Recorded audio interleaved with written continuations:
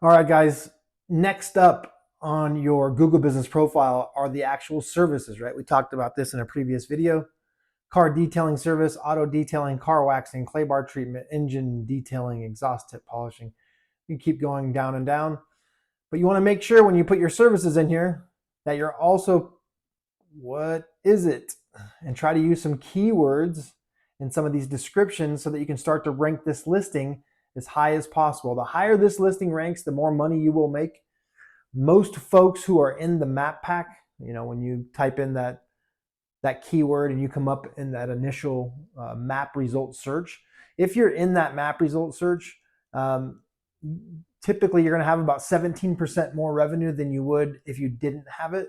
So it's a fairly significant number, and it can be even more significant if you know what you're doing with your listing. So as it relates to services, make sure you write out all the services that you offer and then offer a description for each service, hopefully putting in infusing some of your keywords into the into the description.